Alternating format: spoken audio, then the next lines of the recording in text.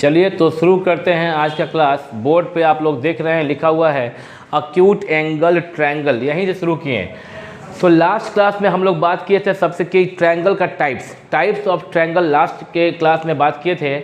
क्या बात हुआ था कि ट्रायंगल को हम लोग उसके साइड के अकॉर्डिंग 3 पार्ट में बांट सकते हैं। वह क्या था? Equilateral triangle, isosceles triangle and scalar triangle. जबकि उसी ट्रायंगल को हम लोग उसके एंगल के अकॉर्डिंग भी 3 पार्ट में डिवाइड कर सकते हैं, 3 क्लास में क्लासिफाई कर सकते हैं। और वह है पहला acute angle triangle, second right angle triangle और थर्ड है ऑब्ट्यूज एंगल ट्रायंगल। तो लास्ट वीडियो में समय कम होने के कारण हम लोग साइड के आधार पे 3 पार्ट में बांट के इक्विलैटरल, आइसोसेलेस और स्केलर का डेफिनेशन लिख लिए थे विथ डायग्राम। और समय कम था इसलिए हम लोग एंगल के अकॉर्डिंग ट्रायंगल का जो 3 पार्ट होता है उसका डेफिनेशन नहीं लिख पाए थे। तो आज शुरू कर रहे हैं हम लोग। सबसे पहला क्या है? Acute angle triangle. बोर्ड पे लिखा हुआ है, चाहो तो तुम लोग देख के लिख सकते हो। और triangle in which all the angles, एक ट्रायंगल में कितने होते हैं एंगल बाबू? 3 होते हैं। अब तीनों का तीनों एंगल यदि अक्यूट हो, all the angles are acute comma is called acute angle triangle. Acute angle का मतलब हिल क्यों रही हो? अक्यूट एंगल का मतलब पैर, अक्यूट एंगल का मतलब क्या होता है? एक ऐसा एंगल द मेजरमेंट जिसका मेजरमेंट जो है वह किससे बड़ा हो? बोलो। 0 डिग्री से बड़ा हो और 90 से छोटा हो, उसे क्या बोलते हैं हम लोग? Acute angle. तो तुम लोग जैसे ही एक्यूट एंगल का बात निकला तो मेरे को बहुत कुछ याद आ गया। तब तुमको 0 एंगल पता होना चाहिए, तब तुमको राइट एंगल पता होना चाहिए, तब तुमको obtuse angle, straight angle, reflex angle और कंप्लीट एंगल पता होना ही चाहिए। और पता नहीं क्यों लग रहा है कि हम तुमको लाइंस एंड एंगल्स में खुद ही लिखवाए हैं। तो जो बच्चे YouTube पर 9th क्लास का वीडियो मेरा देख रहे हैं वो जाएंगे लाइन एंड एंगल्स में। तो लाइंस एंड एंगल्स में इस बारे में बात हुई है। प्रत्येक क्लास कीजिएगा तो सीख जाइएगा। जहाँ तहाँ से आओगे कोई एक क्लास का वीडियो देख लोगे तो सीख नहीं पाओगे। अक्यूट एंगल ट्रायंगल जब हम डायग्राम बनाएंगे, नाम क्या इसका? अक्यूट। तो क्यूट सा होना चाहिए।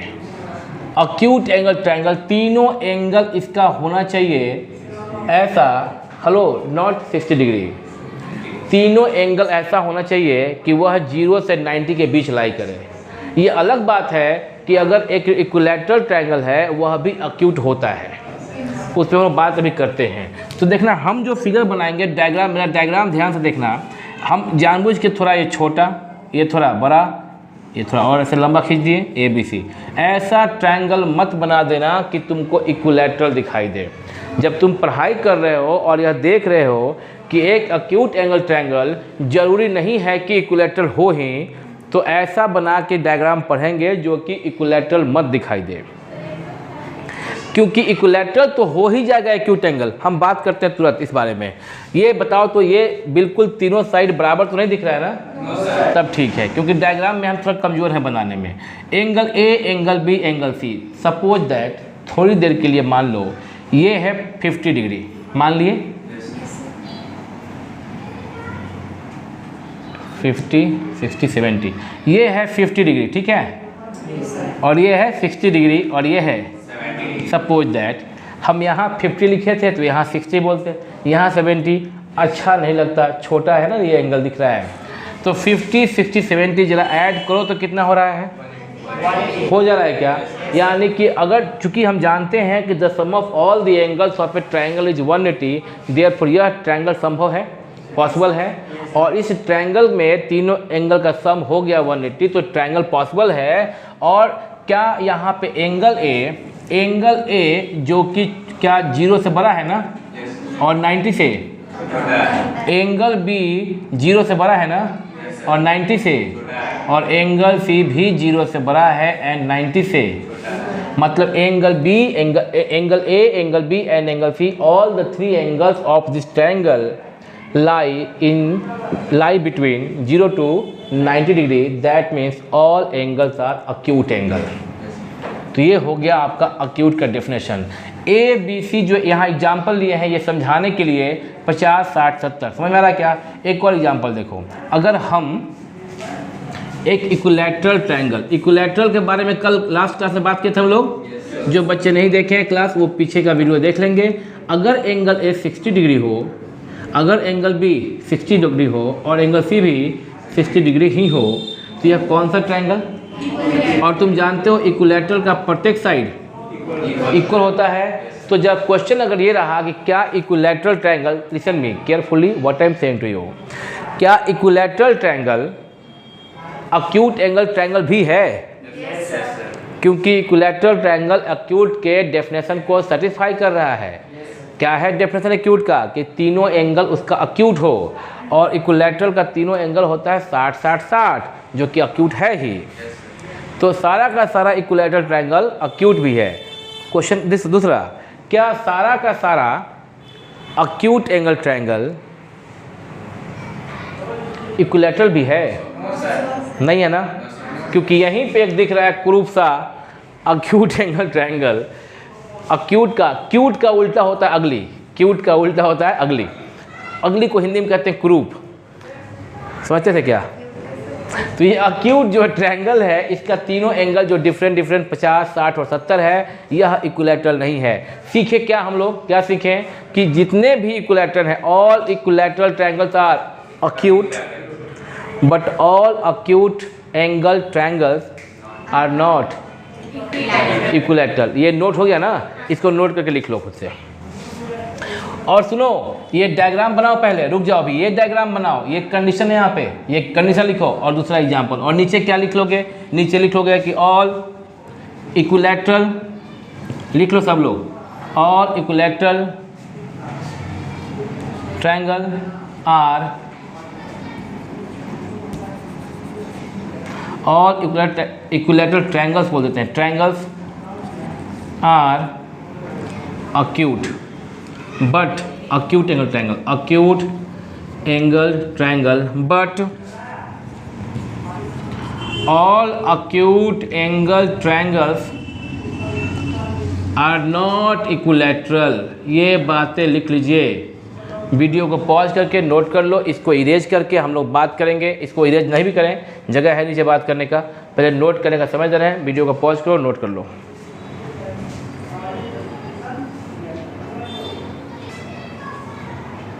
तो अब तुम लोग देखो बोर्ड पे हम लिख दिए हैं right angle triangle. Right angle triangle के बारे में जानते ही होगे, नाम सुन के ही लग गया होगा तुमको कुछ ऐसा होगा, है ना बाबू? क्योंकि पहली बार सुने हो ऐसा तो है नहीं, लेकिन डिफाइन करोगे तो क्या करोगे? अ ट्रायंगल इन विच, ध्यान देना, इन विच वन एंगल इज कितना degree?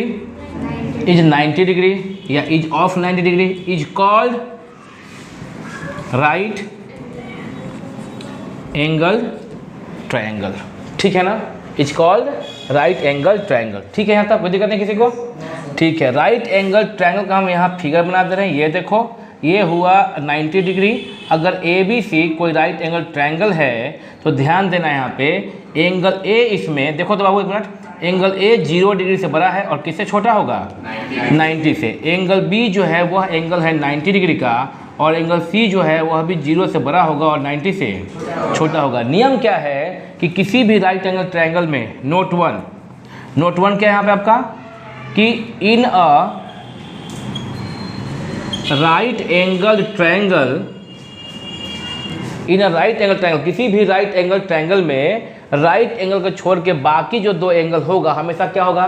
Acute. In a right angle triangle the remaining two angles are always acute, और यही नहीं, वह जो रिमेनिंग दो एंगल है जो कि एक्यूट है, उन दोनों एक्यूट एंगल का सम, यहाँ पे ए एक्यूट है और सी एक्यूट है, और हमेशा राइट एंगल ट्रायंगल में जो एक्यूट एंगल होगा दो ठो, उसका सम क्या होगा? Angle A plus angle C equal to 90 degree. यह मोस्ट इंपॉर्टेंट रिजल्ट है, याद रखिएगा। तो in a right angle triangle the remaining two angles are always acute and the sum of two acute angles of a right angle triangle is कितना degree? 90 degree. जो दो ठो acute angle हैं वो उनका सम क्या होगा, हमेशा 90 होगा। एक और बात लास्ट में हम बता दें राइट एंगल ट्रायंगल के बारे में, वो अभी नीचे में, इसके नीचे में वो अभी लिख लेना क्या तुम लोग कि राइट एंगल में एक टाइप होता है, और यहाँ पर लिख दे रहे हैं हम, वो अगर कभी कभी क्या होता है, एक ऐसा राइट एंगल होता है जिसमें ये वाला साइड और ये वाला साइड क्या हो जाए, इक्वल। ऐसा होता है कभी कभी। ये हुआ एंगल ए, ये हुआ एंगल बी, ये हुआ एंगल सी, यहाँ पे बना 90 डिग्री। इस तरह के राइट एंगल ट्रायंगल को हम लोग बोलते हैं आइसोसेलेस राइट एंगल ट्रायंगल। क्यों बोलते हैं? क्योंकि यह आइसोसेलेस के प्रॉपर्टी को भी सेटिस्फाई करता है। क्या था प्रॉपर्टी, कल पढ़े थे, आइसोसेलेस कि एक ऐसा ट्रायंगल जिसमें दो साइड आपस में क्या हो, इक्वल हो। यह ट्रायंगल में ये जो BC है वह AB के क्या है, इक्वल है, इसलिए यह ट्रायंगल, ठीक बोले ना, यह BC AB के इक्वल है, तो यह ट्रायंगल आइसोसेलेस भी है, और एक एंगल 90 होने के कारण यह राइट एंगल ट्रायंगल भी है। फाइनली इसका नाम क्या हो गया, इसका नाम हो गया बाबू, क्या बताओ, आइसोसेलेस राइट एंगल ट्रायंगल नाम हो गया इसका। तुम समझे क्या, इसी का एक पार्ट है ये नंबर 3 नहीं है, 2 का ही एक पार्ट है, और इसमें ये वाला एंगल और ये वाला एंगल फिक्स हो जाता है 45। क्योंकि तुम लोग जानते ही हो कि जो एक साइड दो इक्वल होगा उसका अपोजिट एंगल इक्वल होता है। 9 का हम लोग प्रूफ करेंगे, और तब यहाँ पे ये जो होगा, चूँकि दोनों मान लीजिए x और x ये 90 हो गया, तो इन दोनों का सम कितना हो गया, 90। नहीं समझ रहे हो क्या? राइट एंगल ट्रायंगल में एक एंगल 90, तीनों एंगल का सम होता है 180, तो बाकी जो दो एंगल बच गया उसके लिए कितना एंगल बच गया, 90 बचा ना, एक 90 हो गया, और तीनों का सम होना चाहिए 180, तो इन दोनों का सम कितना बचना चाहिए, 90। तो यहाँ पर लिखे भी हैं कि एंगल A + C जो दो एक्यूट एंगल है उसका सम कितना होगा, 90 होगा। अब ये दोनों बराबर होगा तो कितना होगा, 45। समझ में ना बात, सिंपल है ना। हेलो काजल, आया समझ में क्या, आयुषी, निपू, प्रिया, 45 सारे बॉयज यहाँ समझ गए बच्चे लोग, 45 और 45, ठीक है ना। यह अभी खास बात है, यह आइसोसेलेस राइट एंगल ट्रायंगल में तीनों एंगल पता होता है, एक 90 हो गया और बाकी दो एक्यूट एंगल 45 एंड 45। समझ गए क्या? जरा वीडियो को पॉज करके इसको कॉपी कर लो, फिर हम आगे बात करेंगे, ठीक है। पॉज कर लेते हैं, उतार लीजिए। और चलिए अब हम लोग इसमें अब लास्ट टॉपिक पे बात करेंगे इसका आज का, ऑब्ट्यूज एंगल ट्रायंगल। अभी हम लोग राइट एंगल ट्रायंगल पर लिख लिए हैं, और अभी आप जब बोर्ड इरेज कर दिए, तुम लोग को बोल चुके थे वीडियो पॉज करो। पॉज करने के बाद ख्याल में आया एक बात वहाँ पे और नोट कर लेना, जब यहाँ पे हम सोचें कि अब ऑब्ट्यूज कर ही देते हैं, बोल के लिखेंगे, वीडियो लंबा बन जाएगा, छोटा वीडियो बन जाएगा। हम यहाँ लिख दिए पहले से, वीडियो को पॉज करके एक लाइन वहाँ पर ऐड कर लो राइट एंगल ट्रायंगल में, सेकेंड वाला जो लिखे हो राइट एंगल ट्रायंगल, वहाँ पर जो नोट लिखे हो कि the sum of two acute angles of a right angle triangle is 90 degree, वहाँ पे एक बात लिख लो कि देयर इज वन, लिख लो there is one and only one angle which is 90 degree is possible in a right angle triangle.